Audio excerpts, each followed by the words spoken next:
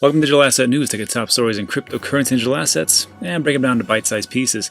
Today, the market is up massively and people are losing their minds, so I thought it'd be good just to start off with a little reality. So first up, a new Ethereum DeFi token is literally up 100,000% in a week, and why this is actually not a great thing.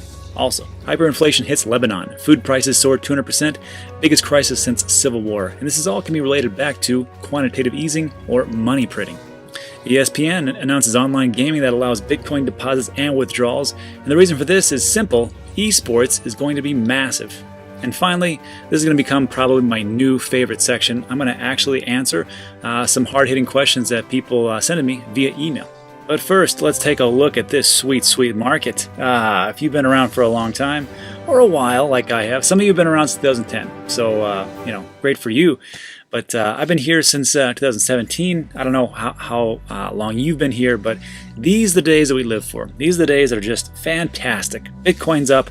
If you've invested in Bitcoin, this is a good day, I suppose.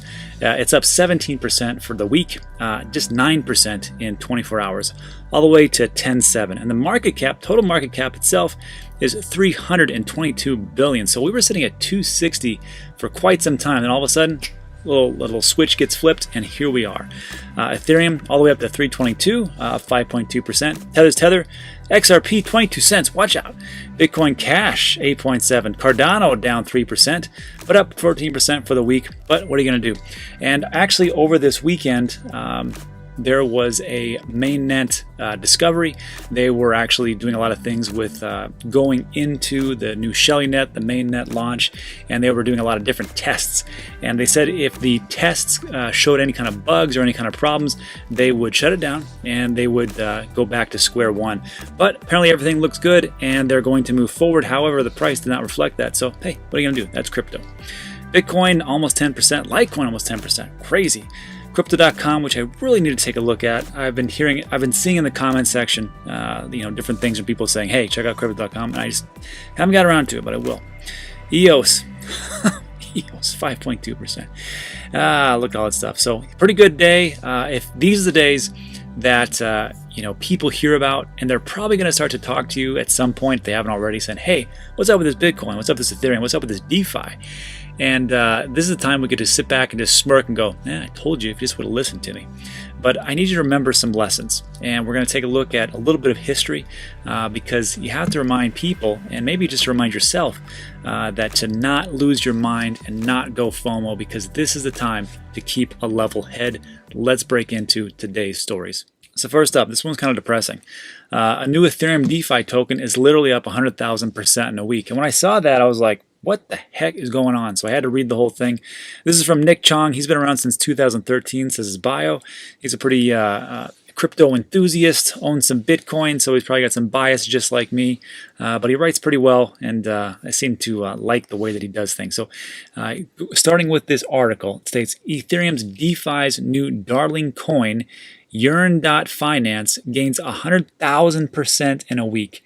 And I was like, I have never even heard of this. What is going on? And if you remember in 2017, if you were around then, you would hear about all these crazy tokens and these ICOs being, put out, and they would gain, 10,000%, 50,000%. And it was just amazing from one day to the next. But as soon as it started to actually get to where it was released, then all of a sudden it would drop down to the bottom and it would fluctuate and everything else, and people were holding bags. And I'm starting to see some things about DeFi I don't really like that look like a lot of things that happened in the past. Now, I'm not saying DeFi is going to go away, just like cryptocurrency didn't go away with the ICOs, but I just want to stress caution out there. Don't lose your mind. I kind of did that in 2017, so you have to learn from mistakes. They just don't have to be your mistakes. Let them be my mistakes that you learn from me, and just be a little level-headed. Anyhow, to go on to this article, it states, at least for the time being, Ethereum DeFi investors are moving on from the tried and true investments of Chainlink and Synthetix and are focusing their efforts on new players. Last week, the developers of Yearn.finance, aka iEarnFinance, recently launched Ethereum-based DeFi platform, rolled its native token, Wi-Fi, which is pretty funny, Wi-Fi. Like many other DeFi protocols, the token was distributed through a liquidity mining incentive system, where investors that use the protocols get the coin as a reward. So again, sure, whatever's going on, I guess this is good, but it just seems a little off that you invest a little bit, you get all these types of coins, and all of a sudden, boom, it's 100,000 up. According to analyst Andrew Kang, at $3,000, Wi-Fi is up 1,000 times. That's to say 100,000% since it's launched around 8 days ago. So right now you're kicking yourself, right? You're like, man, I wish I would have heard about that. I would have invested. I would have put $10 into that. Who knows? But again, I'm here to stress it's not. I mean, this thing could be huge, right? Or it could crash to the ground. You never know. But Kang states, Wi-Fi is now the second 1000x I've seen in the last few weeks. For those questioning the math, the Balancer pool launched at $3 Wi-Fi, but CMC and CoinGecko did not start tracking the price until sometime after. So here we go. From 18 July 2020, it was around $34. And then we went all the way up here to this ridiculous amount of $4,500. That is not sustainable. That is not sustainable. That is not sustainable. And even the Bitcoin price going up $1,000 in a day, that is not sustainable. I don't see a parabolic bull run like we saw in 2017 where there was about a month of just parabolic price action. I just don't see that. Now this one could go back down, but again, who knows? So moving on, this is where it gets a little crazy. So what's especially absurd about the rally in this Ethereum-based token is that in the launch's Medium post, Yearn's main developer asserted that the token has zero value. Read the following. We have released Wi-Fi, a completely valueless zero supply token. We reiterate, it has zero financial value. There is no pre-mine, there is no sale, no, you cannot buy it. No, it won't be on Uniswap, no, there won't be an auction, we don't have any of it. The developer is telling you this is trash, or we're not using it for some type of price action. That's not what it's here for. And people are like, whatever. And they just go ahead and they try to get it, and they get it, and all of a sudden it's boom, it's through the roof. And then lastly, it states, Molly, who's some lady who works in the crypto space insider, states, hey, this is pretty much all over the WeChat groups. I guess she must be in China. Yeah, China. I am in or talking about Wi-Fi. Many people I've known are trading Wi-Fi. I would say Wi-Fi is by far the hottest new DeFi project in Chinese crypto space, she commented. Tony Shang, formerly of Multicoin Capital, released a Subtract blog entitled Wi-Fi Ponzi-nomics, in which he outlined how the asset has a design that promotes price appreciation. The blog outlines how the client's or asset's low circulation supply, which is only 30,000 coins max, demand drivers through governance and staking, and rigged pools are forcing prices higher. So again, with prices setting in, things going up, I think this is like just a perfect opportunity for this to capitalize. And just remember the lessons of the past. You had your ICOs, you had your BitConnect, and everybody thought this was the greatest thing of all time. And you still see people talking about it, and they're still recovering, and they still got wrecked. So just be careful out there. That's all. All right, let's move on to the next part. Next up, hyperinflation hits Lebanon. Food prices soar 200%. This just concerned me because of what's going on right here in the U.S. If you don't know, I'm just going to scroll all the way down. EU leaders approve $2.1 trillion budget. U.S. lawmakers are expecting another round of COVID-19 relief money. And Steve Mnuchin, the Treasury Secretary, said, yeah, we're going to do the exact same thing that we did last time from the CARES Act. It's going to be about $1,200, and we're going to do the PPP, the Paycheck Protection Program, and we're just going to print money. And that's the same thing going on as far as quantitative easing. Now, let me just read the article, because before people who are armchair economists, and they're like, no, that's not true because I read a book, and sure, hold on. So Lebanon has become the first country in the Middle East and North Africa region in history to experience hyperinflation, explained Steve H. Hankey, professor of applied economics at the Johns Hopkins University and a hyperinflation expert. He states, now there are two ongoing hyperinflations. Lebanon's, where the annual inflation rate is 462%, and Venezuela's, where the annual rate soared at 2,200+%. And then he states the underlying causes of inflation are always the same. The professor was quoted, governments start running larger and larger fiscal deficits and call on the central bank to fund those deficits because tax and bond financial avenues are inadequate.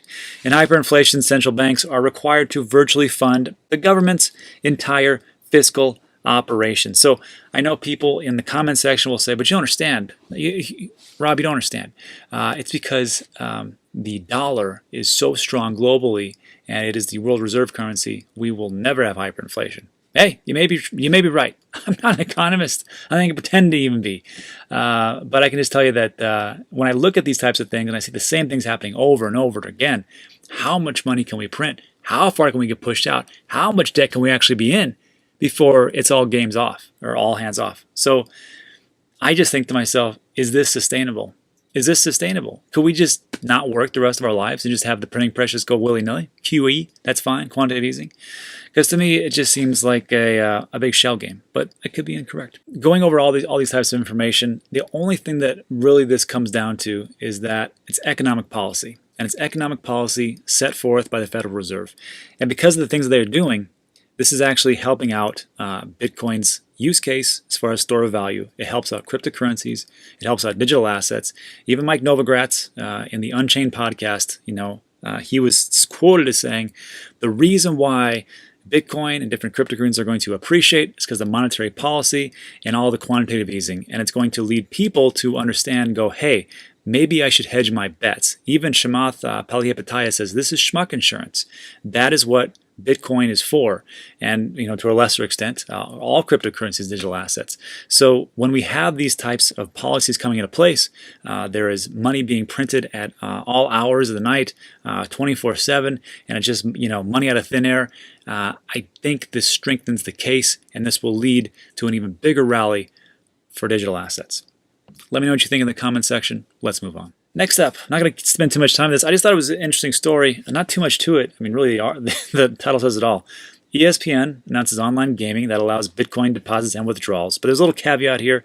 They're actually going to initiate an IEO and going to set forth their own cryptocurrency, which is kind of interesting. So ESPN Global has announced the launch of a blockchain-powered gaming platform. That's pretty cool. An ESPN Global director, Mr. Chris Parker, spoke on the attraction of blockchain. He states, as per a research done by 3EA Limited, a global strategic management consulting group, esports and online gaming is a $140 billion global industry driven predominantly by digital micro-transaction economies, which we believe will benefit immensely from the integrity and resilience of the blockchain technology. I'm going to tell you also why they're going to do it. It's because if you have watched ESPN for a long time like myself, you have realized lately it has sucked because there are no sports on. Now, there's some sports going on right now, but like Major League Baseball is going on. But I just saw an article that the Marlins-Orioles game is postponed due to a COVID-19 outbreak from 11 player cases. So it's actually spreading throughout the professional baseball players. So what does that do for your bottom line if you're ESPN? Oh, well, you can't show any sports, and you are a sports channel. So what are you doing? Well, the first thing you have to do is go, well, all right, all the talking heads, you guys start talking. But there's only so much I can listen to people talking about sports. I want to see sports. I want to watch what's going on. So what do? They put on esports. And they've been put on esports for a while, especially because of the lockdown. And what they realized was, hey, there's a lot of eyeballs for esports. Not only is there a lot of eyeballs, there's a lot of money in esports. So this is from the Influencer Marketing Hub, and this talks about esports revenue growth. Now, I do get it. It makes sense. It's pretty interesting to watch people play games who are like at the top of their craft. I can appreciate that. And it's amazing to see the actual type of money that is actually being poured into this. So in 2016, it was $493 million. 2017, there was a 33% year-over-year growth to 655. 2018, 906, and they're predicting in 2021, $1.6 billion. So if there's a reason for ESPN to get into it, well, it makes a lot of sense because who knows how long this coronavirus is going to be around? Who knows if there's going to be a resurgence? And who knows what's going to happen with sports? They don't want to go away. They've got a good thing going. So what are they going to do? Let's hop on the train and let's get esports to go. And what is great about esports is what he says right here.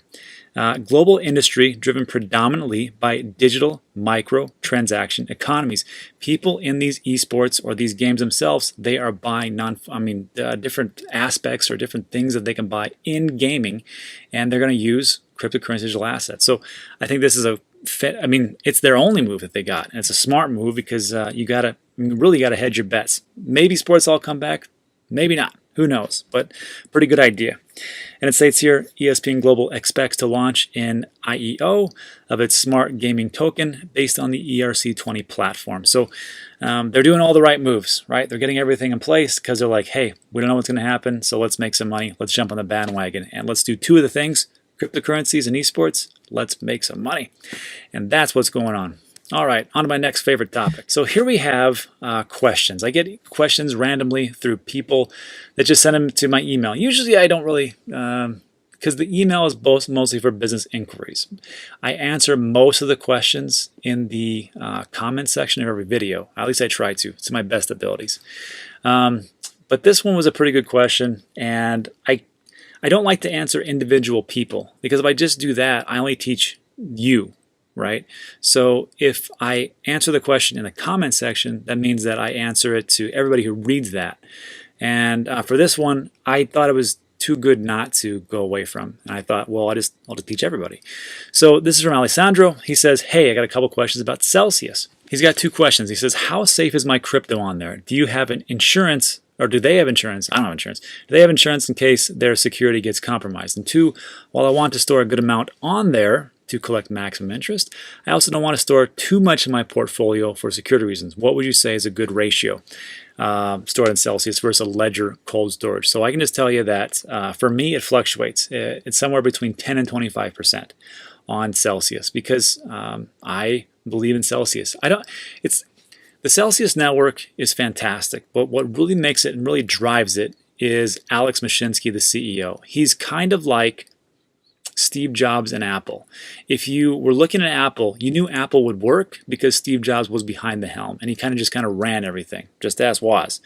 But Alex Mashinsky is the same type of guy. So I believe in that guy, and the people that he puts around him are probably good people from what I can see so far. So that's to answer the second question. The first question is a little bit more complex. And just so you know, if you go into the description of every one of my videos, there's going to be a listing of all the different exchanges and wallets that I use now or have ever used. And the reason I've created this is because I was so sick and tired of Coinbase shutting down and having problems and customer service sucking. And I was in Coinbase forever. And then I just, started to branch out because I read the comment section for everybody to tell me that, hey, check this out, check this out, check this out. Now, they weren't all awesome. Some were awful. But these are the ones that I like. And you can click on that link. It looks just like this. And when you click on it, it'll take you to this spreadsheet. And you can notice at the very top, it's everything from Coinbase to my 1-2 punch, which is Voyager for what I buy, and then Celsius. Yes, I will get to Crypto.com. It does look pretty good. I just got to get to it. And then I got Gemini, Binance, Uphold, SimpleSwap, Kraken, Cash App, and my least favorite, eToro, which I do not recommend anybody to sign up. And I'll tell you why. You just read that little thing, that little blurb right there.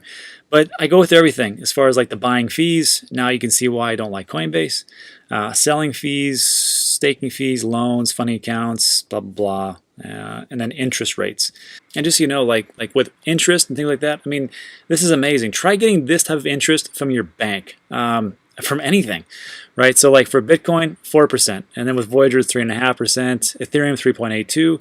Some of the highest ones are USDT, Tether, 8.69. 8.69. Imagine that. 8.69 at a bank. Good luck getting that. And there's a bunch of them. It ranges everywhere from like a low to like 3% for gold or whatever, to all the way up to 8.69, and you actually get even more if you hold the Celsius token. So this is why, I mean, it's just free money. Not free money, but you know what I mean. I mean, it's in the wallet. It's going to be there anyhow. Might as well make some money off it. Some kind of interest rate. So you can find all that there. And at the top, there's affiliate links. And again, you don't have to use my affiliate links. You can go straight to Coinbase or Celsius or Voyager and download or sign up. But if you use the affiliate links, like for Celsius, you get 25, Voyager, you get 25. Gemini, I think you get 10. Yeah. And then so on and so forth. So it's up to you. But the question was, and it's about security. Let me put this over too. So security, as far as hot, cold storage and private keys and notes and insurance. Insurance is blank because I need to update this. And what I'm going to have you do is we're going to listen to the man right here, Alex Mashinsky, actually tell you what it is about insurance and how they insure it, and all the ins and outs. And this was from a live AMA. It was an hour and 44 minutes. I stayed through almost all of it. I mean, it's a lot of information. And I broke it all down because I don't need you guys to sit there for an hour and 44 minutes listening to this. I just give you the stuff that I think you need to know. But real quick, who's Alex Mashinsky? This is right from their website. This is the guy. Alex is the inventor of VoIP, or Voice over Internet Protocol. So all the different things that we use as far as voiceover, for all the different audio that we have on the internet, this is the guy that actually created it all the way back when. And he's got patents dating up to 94. He's now working on MOIP, which is Money over Internet. We know what he calls it, which we all know as DeFi and cryptocurrency digital assets. But he's got over 35 patents relating to exchanges, VoIP protocols, messaging communication. He's an entrepreneur and founder of 7 New York City-based startups. He's raised more than $1 billion and exited over $3 billion. Alex founded 2 of New York City's top 10 venture-backed exits since 2000. One of his first companies, Airbnb, IPO'd in 2004 with a value of $750 million. Transit Wireless at $1.2 billion. Been nominated Entrepreneur of the Year. I mean, look, the guy's pretty dynamic, fantastic. I'm not going to go over the whole thing, but this AMA was pretty good. So this is the question that I was waiting for the whole time, and it took me to an hour and 16 minutes to get to it. And they asked him, how do you insure all the different digital assets that we put on Celsius? How do you insure that? So it's a little bit long, but it's important that everybody knows this so they get it if they're going to get into Celsius. So Alex, this question's for you. It comes from Bob. Why is there no insurance offered for deposits of Bitcoin? How do I know you'll be around to return the Bitcoin? So when you give us Bitcoin, it's not like it's ours, right? It's yours. Legally, it is still your Bitcoin. The only thing we do is when you lend us your Bitcoin, we lend them to people who pay us interest. When they return them, it goes back to the wallet and it's still yours from that wallet. So the question is really, is the wallet insured? And you hear all over the place people saying, I have insurance. Great, let's dig into it, right? So maybe Ronnie is not going to tell me. Ronnie's probably whispering in my ear right now saying, don't use names, Alex. Don't get yourself in trouble. Just use generic terms. Don't use any company name.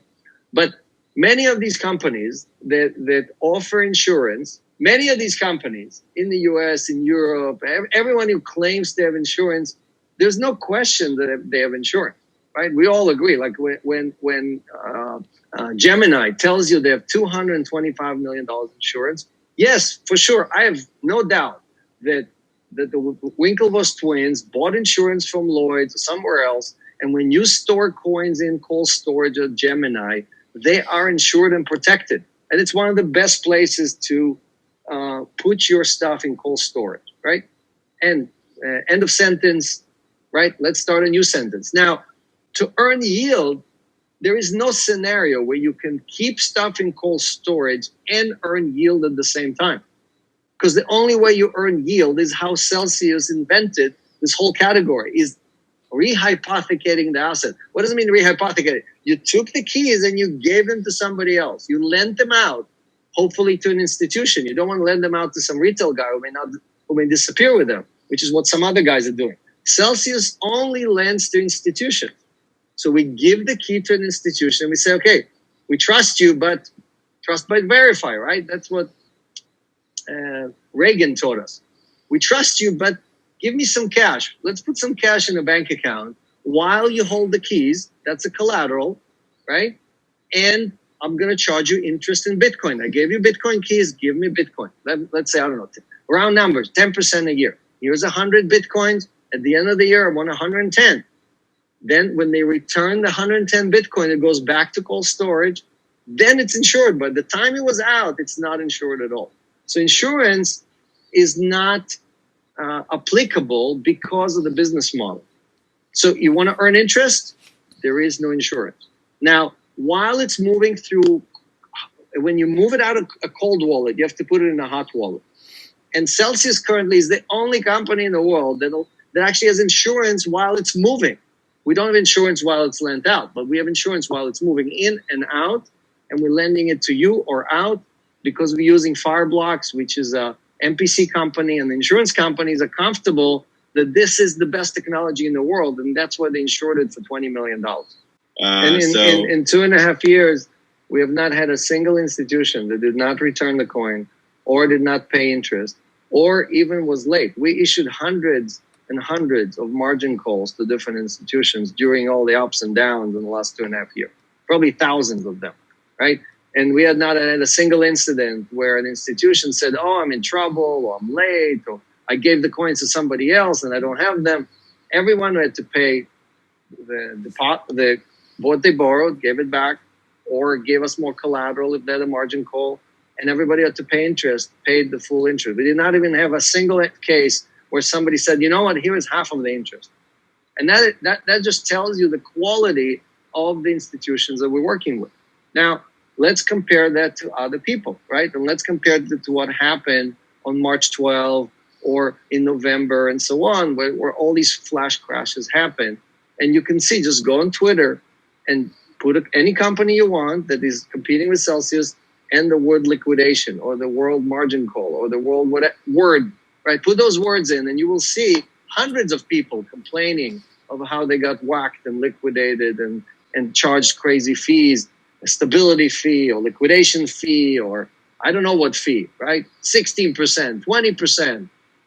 Find one person that got liquidated by Celsius or that got charged the fee by Celsius for any of these things in 2.5 years. Okay, hundreds of thousands of transactions. Next question. Thank you. So 2 things. First of all, I wish they would put this, like this video, I wish they would chop up this video and put this on their company's website in the FAQ section and just have Alex explain that part. Because when you go to their FAQ, when it asks you about like, hey, is this insured? It pretty much says, no, this is not insured at this point. And it's kind of like a very generic, bland, vanilla type of thing. And people are like, well, that sucks. But when Alex talks about it, it makes total sense. Like, okay, well, that's why I understand. So that's that. And then there was one more thing, and hopefully you got time to listen to this. But this was a question from one of the subscribers, Droplet, and he said, hey. He said, at some point, I may pass on, or I will pass on. We're all going to die, right? And I have a concern about my wife. We're both up there in years. She doesn't understand cryptocurrency, digital assets, and then where he lives, he's like, they don't understand all this stuff. And I have a ledger, and they're not going to get it. So even though I leave instructions, it can be very difficult for them. So how do I make sure of all these things? So to answer Droplet's question, this was actually asked to Ronnie here in the upper right hand corner. Ronnie is the I guess like the legal department for Celsius. He resides in Israel and he gives legal advice, compliance, all that stuff. So Ronnie, I'm hoping you can help me out with this question. It comes from James. Are there any plans to include inheritance preferences within the app? If somebody dies, how do people survivors? I didn't hear that. So first of all, the fact that Celsius connects the account to a specific individual makes it traceable. The fact that someone can come and say, hey, this is my parent account, this is his will, release the tokens for me, that's the advantages of money held by, not only through a private key, but rather through someone that is, again, sorry for that, regulated and has the full obligation towards you. And therefore your successors. So if they will come and show that they really have a claim for this money based on the jurisdiction where the client is based, my advice to Celsius will be releasing this money in accordance with the law in the specific jurisdiction. And obviously Celsius has the technical ability to do so, especially if you compare it to a decentralized solution or having your own key, which has its own benefits, but I can only speak about Celsius business model, and therefore, in this case,